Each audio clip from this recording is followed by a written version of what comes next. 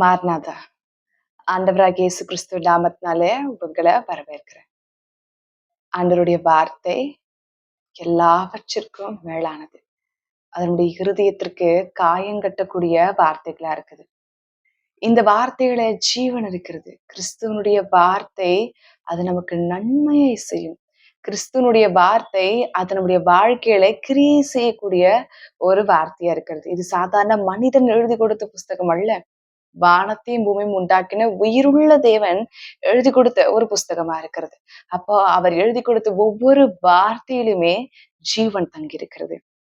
ஆண்டவர் சொல்லுகிறார், இன்றைக்கு தேவன் உங்களோடு பேச விரும்புகிற வார்த்தை என்னன்னா, அவர் சொல்லுகிறார், கர்த்தர் மேல் உன் பாரத்தை வைத்து விடு, அவர் உன்னை ஆதரிப்பார், நீதிமானே ஒருபோதும் தள்ளாடப்பட்டார். சங்கீதம் 55:22. ஆண்டவர் சொல்லுகிறார், உன் பாரத்தை என் மேல வைத்துரு. கர்த்தர் மேல் உன் பாரத்தை வைத்து விடு. பாரம். அப்போ நமக்கு ரெஸ்பான்சிபிலிட்டி இது அதுன்னு எதுவுமே இல்லாதப்ப பாரம்னா என்னன்னு கூட தெரியாது. மற்றவர்கள் அதை சுமக்கும் பொழுது, மற்றவர்கள் அந்த காரியத்திற்குள்ள கடந்து போகும்போது நம்மளால ஒண்ணுமே புரிஞ்சுக்க முடியாது. ஆனா பாரத்தை நம்ம உண்மையா அனுபவிக்கும் பொழுதுதான் அது எவ்வளோ வேதனை நிறைந்ததுன்னு தெரியும். அது எவ்வளோ கஷ்டம் நிறைந்ததுன்னு தெரியும். அப்போ நம்ம இருதயம் பாரப்படும் பொழுது நமக்கு என்ன செய்யணும் ஏது செய்யணும்னே தெரியாது. அந்த பாரம், அந்த கவலை, அந்த கஷ்டம் மட்டும்தான் இருதயத்துக்குள்ள எப்பயுமே நிலைச்சிருக்கும். அடுத்தது நம்மளால யோசிக்க முடியாது. அடுத்த காரியங்கள் நம்மளால ஒன்றுமே செய்ய முடியாது. அப்ப பாரம் இத்தனை மோசமும் கொடுமையான ஒரு காரியமா இருக்கிறது. அந்த பாரத்தை சுமக்கும் பொழுது உங்களால வேற எதை குறித்து யோசிக்க முடியாது. அடுத்த காரியத்தை குறித்து சிந்திக்க முடியாது. அவ்வளவு வேலைகள், அவ்வளவு காரியங்கள் அப்படியே நிற்கும். ஏன்னா இந்த பாரமா இருக்கும்போது நம்மளால ஒழுங்கா எதுவுமே செய்ய முடியாது. காரியங்கள் நிறைய செய்ய இருக்கும். ஆனா நமக்கு செய்ய பலனும் தெம்பும் கொஞ்சமும் இருக்கு. அதனாலதான் ஆண்டவர் சொல்லுகிறார், உன் பாரத்தை என் மீது நீ வைத்து விடு. உன்னுடைய பாரத்தை என் மீது வைத்து விடு. அவர் உங்களை ஆதரிக்கிற தேவனா இருக்கிறார். அப்ப அந்த பாரத்தை கவலை எல்லாம் தேவன் மீது நாங்க இறக்கி வைக்கும் பொழுது ஒரு விஷயம் இருதயத்துல இருக்க பாரம் குறையுது. இன்னொரு விஷயம் ஆண்டவர்கிட்ட ஒரு காரியத்தை சொல்லும் பொழுது அவர் சும்மா ஏதோ மனிதனை போல கேட்டு விட்டு போகிற தேவன் அல்ல. அதற்கு ஒரு தீர்வை கொடுப்பார். அதுக்கு ஒரு சொல்யூஷனை தேவன் கொடுப்பார். அப்போ தேவன் மீது அந்த பாரத்தை வைக்கும் பொழுது உங்க இருதயம் லகுவாய் மாறும். இருதயத்துல இந்த கவலை, இருதயத்துல இந்த காரியங்கள் ஒன்றுமே இருக்காது. ஏன்னா தேவன் கிட்ட சொல்லும் பொழுது அந்த காரியத்தை குறித்து தேவன் அடுத்து என்ன செய்யணும், அடுத்து என்ன காரியங்கள் செய்யணும்னு சொல்லிட்டு அதை குறித்து யோசித்து அதற்கான முடிவை எடுக்கிற ஆண்டவரா இருக்கிறார். அப்ப அவர் மீது பாரத்தை வைப்பது இருக்கிறதுலயே ரொம்ப ரொம்ப ஞானமான ஒரு காரியம். அவர் மீது பாரத்தை வைத்து விடுங்க. மற்றவர்கள் கிட்ட நீங்க பாரத்தை சொல்லலாம், ஆனா காரியங்கள் மாறாது. பாரத்தை ஜஸ்ட் நீங்க ஷேர் பண்ணுங்க. ஏன் நீங்க ஒரு காரியத்தை மத்தவங்கள்ட்ட சொல்லணும்னு நினைப்பீங்க? ஏதாவது சொல்யூஷன் கொடுப்பாங்க, ஏதாவது ஒரு காரியத்தை சொல்லுவாங்க, இந்த காரியத்துக்கு ஹெல்ப் செய்வாங்க, இந்த காரியத்தை முடிச்சு வைப்பாங்க அப்படின்ற ஒரு கான்செப்ட்ல தானே நீங்க உங்களுடைய இருதயத்துல இருக்கிற காரியத்தை எல்லாம் சொல்லணும்னு நினைப்பீங்க. ஆனா நீங்க எதிர்பார்க்கறது கிடைக்காது maximum of the time. Maybe 1 or 2 times கிடைக்கலாம். ஆனா மேக்ஸிமம் ஆஃப் த டைம் கிடைக்காது. அப்ப ஆண்டவருடைய வார்த்தை எப்படிப்பட்டதா இருக்கிறதுனா, அது உங்களுக்கு முடிவு, தீர்வு, ஆலோசனை, சமாதானம் எல்லாவற்றையும் கொடுக்கின்ற ஒரு காரியமா இருக்குது. அவர் மேல வைக்கும்பொழுது அவர் உங்களை ஆதரிப்பார்னு வசனம் சொல்லுகிறது. அப்ப தேவன் உங்க பாரத்தை நீங்க சொல்லும் பொழுது, இந்த பாரமா, சரி நான் இதை மாத்துறேன், சரி இதுக்கு ஒரு முடிவு கொடுக்குறேன், சரி இந்த தேவையை சந்திக்கிறேன், இந்த காரியம் தானே, இந்த பிரச்சனை தானே, இந்த விஷயம் தானே, அதுக்கு நான் ஒரு முடிவை கொடுக்குறேன்னு சொல்லிட்டு ஆண்டவர் ஒரு முடிவை உங்களுக்கு கொடுக்கிற ஆண்டவரா இருக்கிறார். எப்பொழுதுமே ஒரு காரியத்தை அவர்கிட்ட கொண்டு போகும்பொழுது அவர் கேட்டு விட்டு அதோடு நிறுத்துகிற தேவன் அல்ல. அதற்கு கட்டாயம் ஒரு முடிவை கொடுப்பார். நீங்க யாரா வேணா இருங்க, இயேசுவேன்னு அவரை நோக்கி நீங்க கூப்பிடும் பொழுது உடனே அந்த காரியத்திற்கான முடிவு கொடுக்க ஆண்டவருக்கு முடியாத விஷயம் ஒண்ணுமே இல்லை. வசனம் தெளிவா சொல்லப்பட்டிருக்கிறது, தேவனாலே கூடாத காரியம் ஒன்றும் இல்லை. ஆண்டவராலே எல்லாம் கூடும். ஆண்டவரால சகலமும் கூடும். ஆண்டவரால சர்வமும் கூடும். அவர் வானத்தையும் பூமியும் தம்முடைய வார்த்தையினால உண்டாக்கினார். நீங்க பாக்குறீங்களா சூரியன், நீங்க பாக்குறீங்களா சந்திரன், அவைகள் எல்லாவற்றையுமே தேவன் தம்முடைய வார்த்தையினால் உண்டாக்கினார். வசனம் சொல்லப்பட்டிருக்கிறது. அவர் 6 நாள் சர்வ பூமியும் சிருஷ்டித்தார், மனிதர்களை உட்பட. 5 நாட்கள் மனிதனுக்கு தேவையான எல்லாவற்றையும் சிருஷ்டித்தார். அப்படி சிருஷ்டிக்கப்பட்ட ஒன்றுதான் இந்த சூரியனும் சந்திரனும். பூமியை முன்பாகவே சிருஷ்டித்து வைத்தார். அது ஒழுங்கின்மையா இருந்தது. அதை சரி செய்தார். அப்படி சரி செய்யும் பொழுது மனிதர்களுக்கு தேவைப்படும் சிருஷ்டித்த 2 காரியம்தான் சூரியனும் சந்திரனும். அதை எப்படி அவர் உண்டாக்கினார்னா தம்முடைய வார்த்தை அனுப்பி. சூரியன் உண்டாக கடவுதனார் சூரியன் உண்டாயிற்று. சந்திரன் உண்டாக கடவுதனார் சந்திரன் உண்டாயிற்று.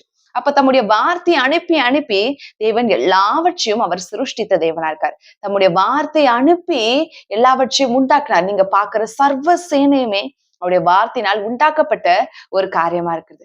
அப்ப நம்முடைய ஆண்டவர் வார்த்தை அனுப்பி காரியங்கள் உண்டாக்கினார். அப்போ நமக்காக உண்டாக்கப்பட்ட அந்த சிருஷ்டிகளே, அந்த பொருட்களே இருக்கும் பொழுது தேவன் நம்மை சாதாரணமாய் விட்டு விடுவாரா? இல்ல. இந்த பூமி அவர் உண்டாக்கின எல்லாமே நமக்காக சிருஷ்டித்தார், நமக்காக உண்டாக்கினார். என்னுடைய பிள்ளைகளுக்கு இது தேவைப்படும், என்னுடைய பிள்ளைகளுக்கு இந்த காரியம் சரியா இருக்கும், என்னுடைய பிள்ளைகளுக்கு இது கொடுத்தா அவர்கள் திருப்தியா இருப்பார்கள் சொல்லிட்டு நமக்காகவே ஒவ்வொரு காரியத்தையும் தேவன் பார்த்து பார்த்து உண்டாக்குனார். அப்போ பார்த்து பார்த்து நமக்காக இத்தனை பொருட்களை உண்டாக்கும் பொழுது நம்முடைய காரியத்தை, நம்முடைய பாரத்தை குறித்தும் தேவன் அலட்சியப்படுவாரா? இல்ல. அந்த பாரத்தை நீங்கள் அவருடைய சமூகத்துல போய் வைக்கும் பொழுது, அந்த கிருதயத்தை அவருக்கு முன்பாக நீங்கள் ஊற்றும் பொழுது தேவன் முதலாவது அதன் மேல கரிசனை உள்ளவராயிருக்கிறார். அந்த பாரத்தை போய் அவருடைய சமூகத்தை இறக்கி வையுங்கள். தேவன் உடனே அதற்கு ஒரு முடிவை கொடுப்பார். நீதிமான ஒருபோதும் தள்ளாட விட மாட்டார். நீங்க யோசிக்கலாம், நீதிமானா? என்னைய போய் நீதிமான்னு சொல்றாரு? பாருங்கள், நீதிமான் என்பது நீங்கள் சம்பாதித்ததல்ல, அவருடைய ரத்தத்தினால் கொடுக்கப்பட்டது. ஏசப்பா தம்முடைய ரத்தத்தினால் கழுவப்பட்டு பாவமெல்லாம் கழுவின தம்முடைய பிள்ளைகள் எல்லாருமே நீதிமான்கள் தான். நீங்க ரட்சிக்கப்பட்டிருக்கீங்களா? நீங்க உங்க பாவத்தை அறிக்கையிட்டு இருக்கீங்களா? நீங்க தேவ சமூகத்துல உங்களை ஒப்பு கொடுத்திருக்கீங்களா? ஆண்டவர் இயேசுவ தகப்பனன்னு கூப்பிடுறீங்களா? அவருக்கு முன்பாக உங்களுடைய பாவத்தெல்லாம் அறிக்கையிட்டீங்களா? நீங்கள் நீதிமான். நீதிமான் என்பது உங்களுடைய சொந்த வாழ்க்கையினால் நீங்க சம்பாதித்தல்ல, அவருடைய ரத்தத்தினால, அந்த சிலுவையினால சம்பாதிக்கப்பட்ட காரியம்தான் நீதிமான். அப்ப அவருடைய ரத்தத்தினால் கழுவப்பட்ட எல்லாருமே நீதிமான்கள் தான். ஆண்டவர் சொல்கிறார், உன்னை நான் தள்ளாட விட மாட்டேன். பாருங்க, கீழே விழ விட மாட்டேன்னு சொல்ல, தள்ளாட விட மாட்டேன். நீ கொஞ்சம் கூட தள்ளாட மாட்ட. உன் பாரத்தை மேலவே. அப்ப பாரம் இருக்கிற ஜனங்கள் தள்ளாடுவார்கள். பாரம் இருக்கிற ஜனங்கள் கீழே விழுவார்கள். பாரம் இருக்கிற ஜனங்களால தன்னுடைய வாழ்க்கையில அடுத்த கட்டத்திற்கு நகர முடியாது. ஆண்டவர் சொல்கிறார், நான் நீதிமான தள்ளாட விட மாட்டேன். அதற்கு மேல வசனம் சொல்லப்பட்டது, உன் பாரத்தை என் மேல கொடு, உன் பாரத்தை என் மேல வை, உன் பாரத்தை என்கிட்ட கொடு, நான் பார்த்துக் கொள்கிறேன். ஆண்டவர் நீதிமான்களை தள்ளாட விட மாட்டார். பாரத்தை அவர் சமூகத்துல வைங்க. பரிசுத்த ஆவியானவர் உங்களுக்கு உதவி செய்வார். அந்த பாரம் அவருடைய சமூகத்துல ஆண்டவரே, ஆண்டவர்கிட்ட ஜெபிக்க, ஆண்டவர்கிட்ட பேச புரோட்டோகால் எல்லாம் இல்ல. இப்படி செய்யணும், அப்படி செய்யணும், ரூல்ஸ் அண்ட் ரெகுலேஷன்ஸ் இல்ல. உங்க இருதயத்தை ஊற்றுங்க. உங்க பாரத்தை உங்களால எப்படி சொல்லணும்னு தோணுதோ, என்ன தேவன் கிட்ட உங்களுக்கு பேசணும்னு தோணுதோ, அத உங்க போக்குல, உங்க பாஷையில தேவ சமூகத்துல சொல்லி அதை ஊற்றி விடுங்கள். ஏசப்பா, இந்த பிரச்சனை இப்படி, இந்த காரியங்கள் இப்படி, இந்த விஷயம் இப்படி, இது இப்படி, இது இப்படின்னு அவர் சமூகத்துல நீங்கள் சொல்ல சொல்ல சொல்ல அந்த இருதயத்தின் பாரத்தை ஆண்டவர் கம்ப்ளீட்டா மாத்திடுவார். அதற்கப்புறம் பரிசுத்தாவினர் உங்க இருதயத்தை ஆற்றுவார். உங்க இருதயத்தை காயம் கட்டுவார். உங்க இருதயத்துல நன்மையான காரியத்தை கொடுத்து உங்களை ஆசீர்வதிப்பார். அவரே எல்லாவற்றையும் பார்த்துக் கொள்வார். சோர்ந்து போகாமல் உறுதி அவரை மாத்திரம் பற்றி பிடிப்போம். தேவனுடைய வாழ்க்கையில பலமான காரியத்தை செய்வார். ஒரு விச ஆண்டவர்கிட்ட பாரத்தெல்லாம் ஊற்றிடலாம். நீங்க எந்த இடத்துல வேணா இருங்க, ஒரு விசுவாசத்தை ஆண்டவர்கிட்ட பாரத்தை எல்லாம் ஊற்றி விடலாம். ஆண்டவரே, எனக்கு இந்த காரியத்துல இருந்து விடுதலை கொடுங்க, எனக்கு ஒரு நன்மை செய்யுங்க, என்னுடைய இருதயத்துல இருந்து இந்த விஷயத்தை கம்ப்ளீட்டா எடுத்து போடுங்க, என்னுடைய பாரத்துல இருந்து ஒரு விடுதலை கொடுங்க. இயேசுவை நோக்கி ஒரு விசை ஜெபிக்கலாம். இப்பொழுது தேவன் பரிபூர்ண விடுதலை தருவார். அந்த பாரத்தை எல்லாம் மாற்றிடுவார். ஜெபிக்கலாம். மகா பரிசுத்தரே உமக்கு ஸ்தோத்திரம் ஆண்டவரே. மகிமையிலே வாசம் செய்யும் என் தேவனே உமக்கு ஸ்தோத்திரம் ஆண்டவரே. நன்மை செய்யும் என் தேவனே உமக்கு ஸ்தோத்திரம் ஆண்டவரே. ஆவியானவரே, உம்மை நோக்கி ஜெபிக்கிற ஒவ்வொரு பிள்ளைகளுடைய ஜெபத்தையும் கேளும் ஆண்டவரே. அந்த பிள்ளைகளுக்கு ஒரு விடுதலை தாரும் ஆண்டவரே. அந்த பிள்ளைகள் தன்னுடைய பாரத்தை, இருதயத்தை உங்களுடைய சமூகத்துல ஊற்றுகிறாங்க ஆண்டவரே. அப்ப உங்களுக்கு முன்பாக ஊற்றுறார்கள் ஆண்டவரே. தேவனே, அவர்களுக்கு ஒரு விடுதலை தருவீராக. அவர்களுக்கு ஒரு பரிபூர்ண விடுதலை தருவீராக. ஒரு நன்மை செய்வீராக. தேவனே, அந்த பாரத்தெல்லாம் உடைய சமூகத்திலே ஊற்றி விடுகிறார்கள் ஆண்டவரே. ஆவியானவரே, அவர்களை நீர் ஆளுகை செய்யும். ஆவியானவரே, அந்த பாரத்தெல்லாம் எடுத்து போட்டு அந்த இருதயத்தை சமாதானத்தினால் நிறைத்திரளும். ஆவியானவரே, ஒரு பூரண சமாதானத்தை கொடும், ஒரு பூரண நிம்மதியை கொடும் ஆண்டவரே. எந்த காரியத்திற்காக, எந்த விஷயத்திற்காக உடைய சமூகத்தை ஊற்றுகிறார்களோ உடனே அவர்களுக்கு அந்த காரியத்துல ஒரு விடுதலை செய்யும். உடனே ஒரு நன்மை செய்யும். உடனே அந்த காரியம் வாய்க்கட்டும். உடனே அந்த பிரச்சனையிலேருந்து அவங்கள தூக்கி எடுத்து அவங்களுக்கு ஒரு ஆசீர்வாதத்த கொடுங்க இயேசுவே. இயேசுவே நன்மையினால் நிறைத்தருளுங்க ஆண்டவரே. மகிமையான காரியத்தை கொடுங்க ஆண்டவரே. பலமான காரியத்தை கொடுங்க ஆண்டவரே. ஆவியினால் நிறைத்தருளுங்க ஆண்டவரே. சர்வ காரியத்தையும் செய்து கொடுங்க ஆண்டவரே. பலமான காரியத்தை செய்பவரே, மகிமையான காரியத்தை செய்பவரே, இயேசுமக ராஜாவே, கிருபையின் தேவனே, ஆசிர்வதிக்கும் தேவனே, ஆவியான என் தேவனே, உமக்கு நன்றி செலுத்துகிறேன். உமக்கு தயை செலுத்துகிறேன் ஆண்டவரே.